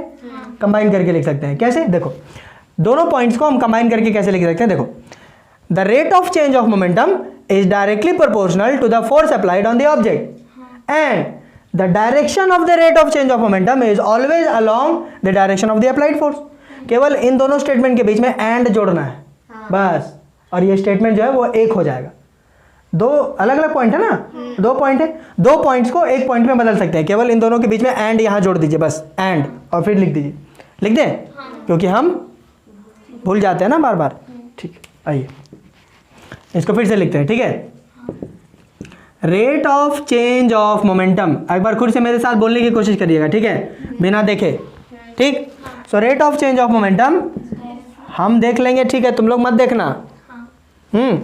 Rate of change of momentum is directly proportional okay to the force directly proportional to the applied on the object force applied on the object and the rate of change of that and and the direction of हाँ and direction of rate of change of momentum हाँ and the direction of rate of change of momentum along with the direction of force applied is always along the direction of force applied on the object the direction of force applied on the object. on the object. yes clear. देखी कितना मजेदार था. हाँ बोल पाएंगे अब? दोनों statement को कंबाइन करके बता पाएगी? हाँ कौन बोलेगा? हाँ चलो. The rate of change of momentum is directly proportional to the force applied on the object and the direction of rate of change ठीक है ठीक है ठीक है ठीक. change of momentum is along with the direction of force applied on the object. Perfect. Chocolate खा लियो. Yes try करेगी. Rate of change of momentum is directly proportional to the force applied on the object and the direction of the क्योंकि तू रट रही, तुम रटने की कोशिश कर रही इसको.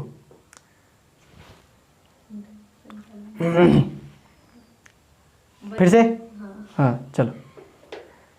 The rate of change of momentum is the rate of change of momentum is directly proportional to the force applied on the object, and the direction is always along with the force applied on the object. बीच का भूल गए तुम directly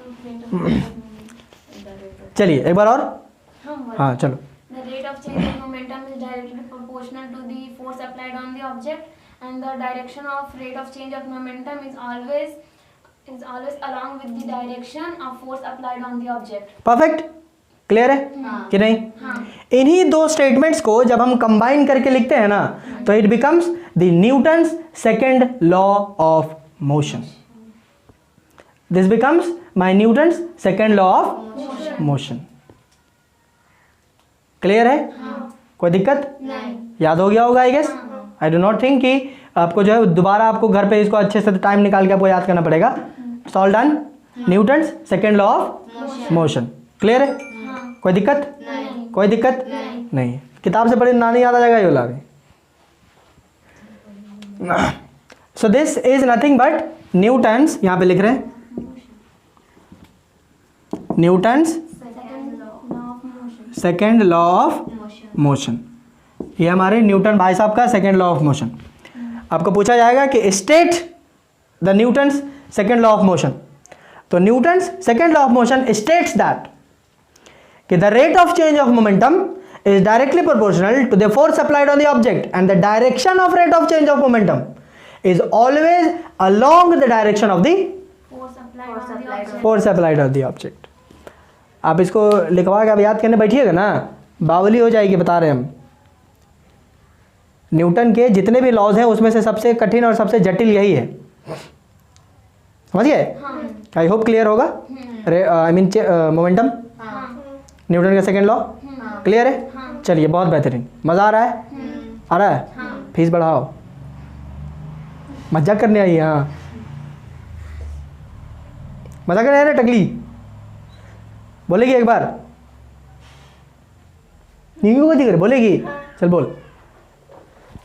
हमको देख पंखा हमको चाहिए एकदम मस्त, एकदम पूरा बुझा रहा तेरे को, मुंह हाथ धो के यहाँ पंखा देख रही पगली। चल बोल।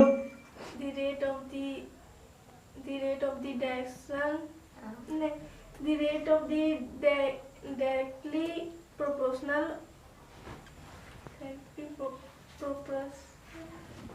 कैमरा तेरे तेरे घुरा देंगे हम, बता रहे एक दिन। हाँ अब बम लगा के लिपट जाएंगे हम, बता रहे, तुम नहीं सुन रही। किसी दिन बम भेटा नहीं रहा हमको ना, तो लगा के लिपट जाएंगे तेरे से। और एक बार टाइमर सेट कर देंगे 5 सेकंड का, समझी? भाग भी नहीं पाएंगे जाते, सीधे ब्लास्ट हो जाएगी। चित्रा उधरा सब बिगा जाएगा, उधर गुर्दा उधर, कलेजी इधर, ऐसा हो जाएगा। चलिए yes. Rate of change of momentum is directly proportional to the force applied on object and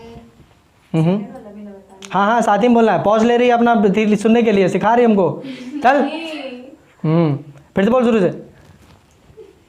चल बोल अब, पॉज लेके दे, बोला भी बोलना है ना, तब तक टाइम मिल जाएगा सुनना। मानेंगे ना, दिमागे झंझना देंगे। हाँ ये सब टेक्निक हम जानते हैं। चल बोल फिर से अब बिना रुके दोनों बोलना है। सुन लिया अब? हाँ चल बोल अब। The rate of change of momentum is directly proportional to the force applied on the object, and the direction of rate of change of momentum is always along with the force applied on the object. With the direction. चल ठीक, yes once last. Change of momentum is directly proportional to the force applied on the object, and the direction of rate of change of momentum is always along with the direction in which force applied on the object. चलिए ठीक, कोई issue नहीं। Perfect. This is the Newton's Second law of motion. Second law of motion. Clear? कोई दिक्कत नहीं। कि नहीं? नहीं। दिक्कत नहीं ना? नहीं। याद हो गया? थोड़ा सा घर में आपको समय देने की आवश्यकता है, थोड़ा सा बाकी अगर आप मेरे से पकड़ के रखिएगा ना तो आई गारंटी यू जो आपको जटिल से जटिल चीज़ें जो आपको याद करने में नहीं बनेगा घर में, I make you remember over air only, आपको यहीं पे याद हो जाएगा। साथ आपका छूटता है आई गेस, इस वजह से थोड़ा सा प्रॉब्लम है, और तुम तो मेरे साथ है ही नहीं। हम क्या बोलते हैं, तू क्या बोलती है? हम बोलते the rate of change of momentum बोलने तो बोलते द रेट ऑफ डायरेक्शन, कैसे डायरेक्शन का रेट कैसे निकलेगा?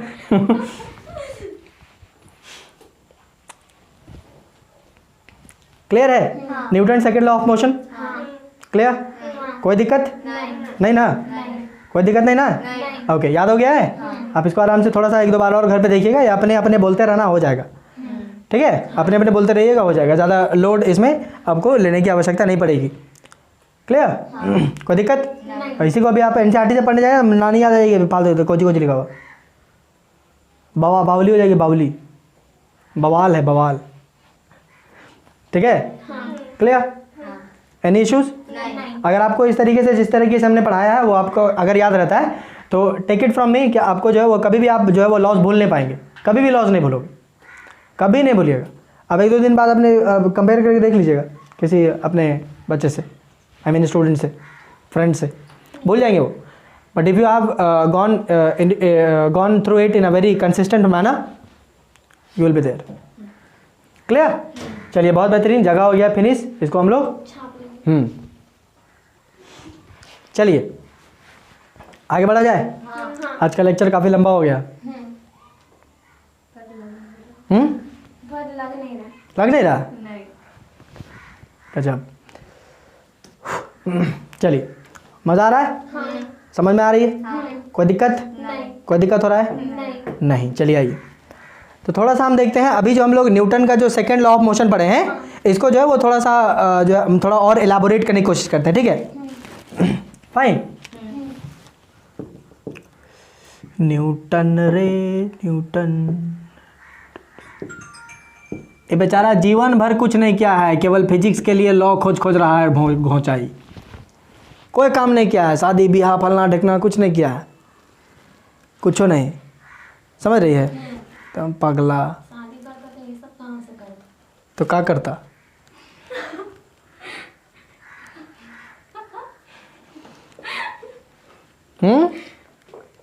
शादी करने के बाद सब पागल हो जाता है आदमी। आदमी लोग, मतलब तुम्हारा पति पागल है कि तुम पागल कर देगी ना? बोलना, डरती खुशी है, कर देंगे, बोल।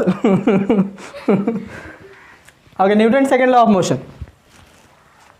न्यूटन का सेकेंड लॉ ऑफ मोशन क्या बोलता है कि फोर्स जो है वो डायरेक्टली प्रोपोर्शनल है rate of change of momentum के, या यूँ कहिए कि rate of change of momentum directly proportional है फोर्स अप्लाइड के और डायरेक्शन अलोंग। कोई दिक्कत? आइए ज़रा इसको मैथमेटिकल डेरिवेशन करने की कोशिश करते हैं हम। मैथमेटिकली इसको हम कैसे एक्सप्रेस कर सकते हैं? ठीक है, लेट अस सपोज दैट कि हमारे पास एक ऑब्जेक्ट है। क्या है? ऑब्जेक्ट है, इसका मास m है और ये शुरुआत में रेस्ट में था, तो इसका जो है वो v जो है वो मान लो 0 हम कर दिए। या रेस्ट में नहीं रखते, ठीक है, अगर तुम लोग घुरी घुरी बोलेगी, घुरी घुरी आप रेस्ट वाला करवा के होगा वहाँ पे करवा देने। ठीक है? हाँ, तो लेट अस से कि इसका इनिशियल वेलोसिटी कुछ है, तो इनिशियल वेलोसिटी इसका u है। ठीक है, हमने इसको जो है वो इस डायरेक्शन में फोर्स लगाया। ठीक है, तो इनिशियल वेलोसिटी इसका u आ गया। ठीक है, उसके बाद फिर धीरे धीरे धीरे धीरे धीरे धीरे कुछ टाइम बीता और उसके बाद ये ऑब्जेक्ट जो है वो यहाँ पे आ गया। यह पोजीशन A और यह पोजीशन B पोजीशन में आ गया। ठीक है, और उसके बाद इसका फाइनल वेलोसिटी हो जाता है v। Clear? After time t time के बाद। ठीक ना? कोई दिक्कत? तो जो माने हैं उसको लिख लेते हैं यहाँ पे। ठीक है, आइए। So let there be an object of mass m। ठीक है, with an initial velocity of u metre per second. ठीक है, उसके बाद a force F is applied on the object, a force F is applied on the object and after time t the final velocity of the object becomes v metre per second. ये हमारा condition है, ठीक है। In this case अगर ऐसा है, ठीक है, तो let us try to know कि इनिशियल मोमेंटम इसका कितना होगा।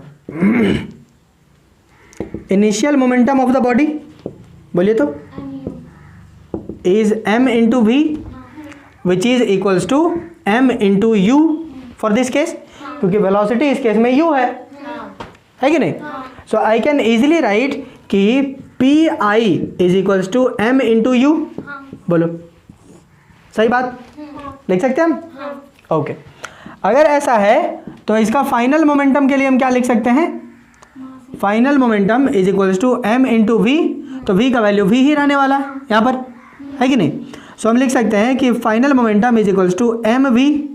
बोलिए सही बात कि नहीं? कोई दिक्कत? नहीं। कोई दिक्कत? नहीं। कोई दिक्कत है क्या? नहीं। चलिए बहुत बेहतरीन, जगह हो गया फिनिश, इसको हम लोग छाप देंगे। चलिए आगे बढ़ा जाए, हाँ। समझे? पकड़ी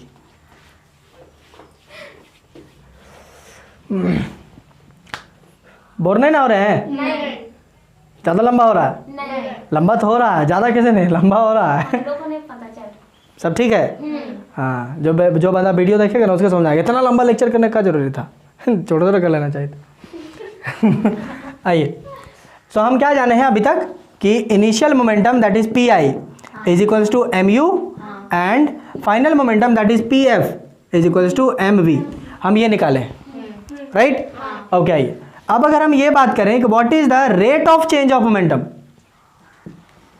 what is the rate of change of momentum, तो it is final momentum minus initial momentum, m लिख दे रहे हैं केवल, ठीक ना, by time taken to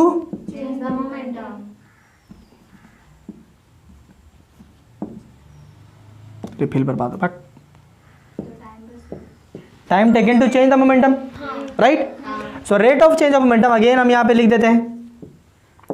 so rate of change of momentum is equals to P F minus P I upon T. हम बोले ना टी टाइम के बाद वो होने वाला है, तो टी टाइम के बाद टी कर दी यहाँ पे, कोई दिक्कत है क्या? नहीं ना। आइए वैल्यूज पुट करते हैं, ठीक है, गोरी गोरी लिखेंगे। हाँ, P F that is M V minus M U upon T. बोलो सही बात है? m दोनों में कॉमन ले सकते हैं हम ना, तो m दोनों में हम कॉमन ले लेंगे तो क्या बचेगा? m into V minus you upon T. बोलिए कोई हो रहा है? दिक्कत ना? नहीं ना? चलिए, तो हम क्या बोल रहे हैं? ये rate of change of momentum is equal to m into V minus you upon T. ये आया है कि नहीं? ओके, अब यहीं पे न्यूटन भाई साहब ये बोलते हैं कि rate of change of momentum is directly proportional to the force applied on the object. मतलब आप जितना फोर्स अप्लाई करिएगा उसी हिसाब से ये रेट में बदलाव करेगा। समझ आ रहा है कि नहीं? Okay, so again by Newton's second law of motion we know that यहाँ पे लॉ लिख लीजिएगा, ठीक है? यहाँ पे लॉ लिख लोगे, मेरा रिफिल थोड़ा सा महंगा है ना, छाप लीजिए इसको। चलिए आगे बढ़ा जाए। फाइन, कोई दिक्कत है ना? ओके आइए, सो न्यूटन का लॉ लिख लीजिएगा, उसके बाद rate of change of momentum, ठीक ना? तो by the Newton second law of motion that कि rate of change of momentum is directly proportional to the force applied on the object, right? So what is trying to tell you is कि force is directly proportional to the rate of change of momentum. तो rate of change of momentum that came to be m into V minus you upon T. कुछ ऐसा आया है? बोलो सही बात है? क्या यही आया है ना कि कुछ और आया है? यही आया है। कोई दिक्कत तो नहीं किसी को? नहीं। चलिए, हम बोले ना ये एथाइल 8 हमको अच्छा नहीं लगता, हाँ, तो हम क्या करेंगे? के लिख देंगे। के लिख देंगे, एक कांस्टेंट ऐड करेंगे, के नहीं एक कांस्टेंट ऐड करेंगे। के कैसे लिख देंगे, समझे कि नहीं? हाँ, हाँ, पहले वाले क्लासेस में हम जो है ना इसको बोल देते थे, यहाँ पे जैसे ही इसको हटाएंगे उसके बाद के डालेंगे। क्यों? क्योंकि कांस्टेंट रहता 1 रहता। नहीं, के फॉर काजल होता ना, अच्छा, इसलिए बोल देते थे। अभी तुम लोग के का नाम का कोई नहीं है यहाँ, भाई सब रखना चाहिए। के का कितना इंपॉर्टेंस है लाइफ में, विटामिन के नहीं रहेगा तो ब्लड बहित रह जाएगा, क्लॉटिंग नहीं होगा। So F is equals to K into M into V, क्या लिख दिए,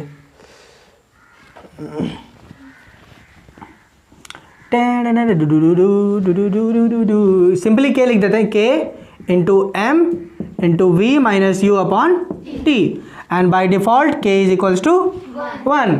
तो हमारा क्या आया कि F is equals to M into V minus you upon T. क्या हम इसको ऐसे लिख सकते हैं? देखो तो, क्या हम इसको ऐसे लिख सकते हैं?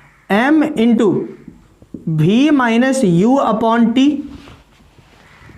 क्या हम ऐसे लिख सकते हैं? हाँ, बिल्कुल लिख सकते हैं, ऐसा हम लोग लिख सकते हैं, हाँ, ठीक है कि नहीं? हाँ, v minus you upon T तुम्हें मालूम किसके बराबर होता है? हाँ, किसके बराबर? acceleration। एक्सीलरेशन के बराबर होता है जी, बिल्कुल। v minus u is upon t is equals to a by Newton's first equation of motion, पहला इक्वेशन ऑफ मोशन से। हाँ, v is equals to u plus a t है, राइट? तो v minus u by t बच जाएगा एक side केवल a, समझे? तो a is equals to v minus you upon t होता है, समझ गए? So I can easily write over here कि f is equals to m into a, why? Since कि v minus you upon t is equals to a होता है by first Equation of motion। Equation of motion, right? So हमारा क्या आया है कि F is equals to M a, force is equals to mass into acceleration. That is why it was happening. अब ध्यान दीजिए, मास आप किसी का बदल नहीं सकते हैं, जितना फोर्स लगाइएगा उतना तेजी से भागेगा, हैं जितना कम फोर्स लगाए उतना धीरे हुआ, बुझे? ऑपोजिट डायरेक्शन में जितना फोर्स लगाइएगा उतना जल्दी वो रुक जाएगा। कहने का मतलब ये फोर्स एंड एक्सेलरेशन, ये दो चीज़ का जो है वो आपको रिलेशन बताता है। न्यूटन का second law of motion, Newton का सेकंड लॉ ऑफ मोशन आपको दो चीज़ों के बारे में बताता है, पहला फोर्स और दूसरा acceleration. Force applied on the object and the acceleration produced due to the applied force on the object, इसके बारे में बताता है। क्योंकि मास आप चेंज नहीं कर सकते ना, you can not create mass, you can not put in to the mass, mass किसी का बढ़ा घटा नहीं सकते हैं। आप सब क्या आप बोल सकते हो हम यहाँ से यहाँ जाएंगे 10 किलो बढ़ जाएंगे, होगा ऐसा? नहीं, बिल्कुल नहीं होगा। मोशन के दौरान आपका जो है वजन थोड़ी बढ़ जाएगा या घट थोड़ी जाएगा, जो घटना बढ़ना है केवल इसके और इसके वजह से होगा। क्लियर है कि नहीं? F is equals to M A, clear है? ये ए कहाँ से आया ये भी क्लियर है? कोई इशू नहीं ना? This is the derivation of the Newton's second law of motion. Newton हाँ हाँ सेकेंड लॉ ऑफ मोशन से ही है यहाँ पे आया, ठीक है? आपको सिंपली बोलेगा कि derive this equation F is equals to M A, समझे? तो आपको पूरा ये लिखना होगा। Clear? I do not think कि कोई दिक्कत होगा। यहाँ तक तो आपको यहाँ हम खुद करके लाए थे यार, यहाँ तक तो आपका लॉ में ही करना है, केवल स्टेटमेंट्स वगैरह लिखना है, बाकी फिर आपको सॉल्व कर लेना है मैथमेटिक्स से। क्लियर? चलिए बहुत बेहतरीन, इसको हम लोग चलिए आगे बढ़ा जाए। कोई दिक्कत तब तक? Okay, so we came across कि F is equals to mass into acceleration. बुढ़बा क्या कहा? F इज इक्वल्स टू माँ,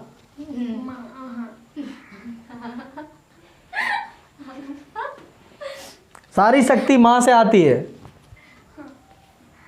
दिख रहा है? हाँ, क्लियर?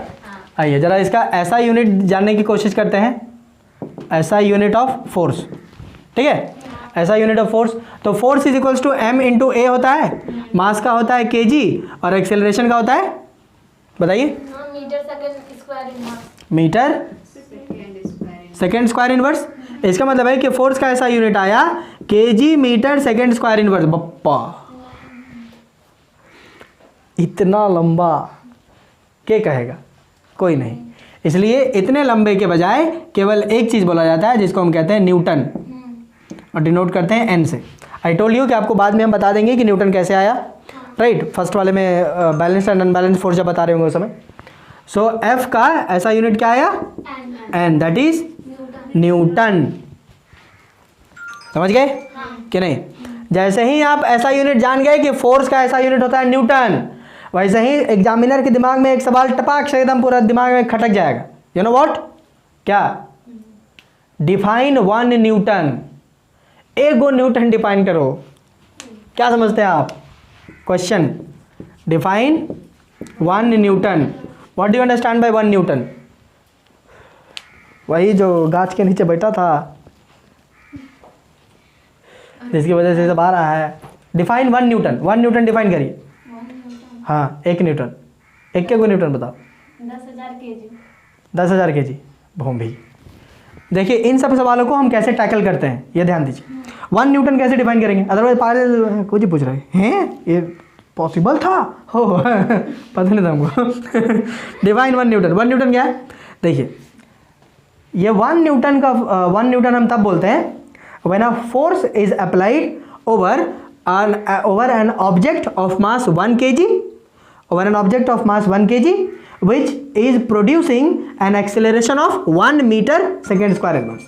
अगर kg भी, ये m का वैल्यू भी 1 यूनिट हो जाए और a का वैल्यू भी 1 यूनिट हो जाए तो फिर f का वैल्यू 1 यूनिट हो जाएगा। नहीं समझे? देखो अगर कोई भी बोलेगा कि f निकालिए तो f के लिए मास इंटू एक्सेलरेशन हम करेंगे ना। अगर मास लो m का वैल्यू 1 यूनिट रहे, 1 यूनिट बोले तो 1 kg, ठीक है, चलो 1 kg लिख देते हैं, ठीक। और acceleration 1 metre second square inverse रहे, ऐसा रहे, ठीक है। तो हम यहाँ पे लिखते हैं 1 kg into 1 metre second square inverse. तो 1 1 जा 1, so f is equals to 1 kg metre second square inverse. क्या लिखेगा इतना लंबा? So f is equals to 1 newton. ये लो, हो गया define. F is equals to 1 newton उसको बोलते हैं जब हम एक बॉडी ऑफ मास 1 kg को एक्सेलरेट करवा दें 1 मीटर सेकेंड स्क्वायर इनवर्स। मतलब that much amount of force which can cause an acceleration of 1 metre second square inverse over an object of mass 1 kg। 1 kilo का object में अगर 1 metre second square inverse का हम acceleration ला दें तो उसी amount of force को कहते हैं 1 न्यूटन। बुझिस? क्लियर? कोई दिक्कत? कि किसी का भी आप 1 न्यूटन यूनिट वाले आप एक्सप्लेन कर सकते हो, प्रोवाइडेड दैट कि यू नो कि उसके ये वाला कंपोनेंट अगर आपको मालूम हो तो किसी का भी आप बता पाइएगा। समझ गए? एक बार सीख लीजिए, आगे हम हमेशा ऐसा ही काम आएगा, हमेशा, हर बार। बुझे? अगर भाई अगर अलग ऐसा यूनिट आता है तो उसके लिए आप जो कंपोनेंट्स होंगे उस पर आप बोलिएगा, ठीक है ना। तो बोले थे हर बार यही वाला आएगा तो हम पूछेंगे कि बताइए 1 जूल क्या होता है, तो कहिएगा 1 joule is the force in which 1 metre square acceleration कर देंगे और 1 किलो का सामान होगा। ऐसा बकलौली नहीं करना है, बता दे रहे हैं हम। अब जूल जिस चीज़ पे डिपेंड करता है उसको यूनिट वैल्यू दे दो, बात खत्म। जैसे फोर्स डिपेंड करता है मास और एक्सेलरेशन को, मास और एक्सेलरेशन को 1 युनिट डाल दो, बात खत्म हो जाएगा। क्लियर? कोई दिक्कत? ओके, इसको हम बोलते हैं एसआई सिस्टम। क्या हुआ ये? एसआई सिस्टम, तभी ले रहे हैं एसआई यूनिट। एसआई समझते हैं? SI is standard system of international, system of international, ठीक है, सिस्टम ऑफ इंटरनेशनल। एसआई से पहले एक सिस्टम चलता था जिसको हम कहते हैं सीजीएस। क्लास 11th में जाइएगा ना तो और भी हो जाएंगे, जैसे सीजीएस, एमपीएस, एफकेएस, ये सारे जो है वो सिस्टम्स होते हैं जिसमें कैलकुलेशंस की जाती हैं। उसी प्रकार से एक सिस्टम है सीजीएस, सेंटीमीटर ग्राम सेकेंड। समझ गए कि नहीं? तो सीजीएस में क्या होता है कि आप मास के लिए ग्राम मानते हैं, ठीक है, लेंथ के लिए आप सेंटीमीटर मानते हैं और आप टाइम के लिए सेकंड मानते हैं, ठीक है। तो इस केस में F is equals to m into a हो जाएगा। तो m क्या है भाई? m ग्राम इंटू ए क्या हो जाएगा? सेंटीमीटर, हाँ, सेंटीमीटर सेकेंड स्क्वायर इनवर्स। समझे कि नहीं? तो ये क्या आया? F का क्या आया? ऐसा ही I mean CGS unit gram centimetre second square inverse. क्या बोलेगा इतना बकवास? कोई बोलेगा? बकवास है राइट। इसलिए इतना बकवास ना करके इसको कहा जाता है डायन।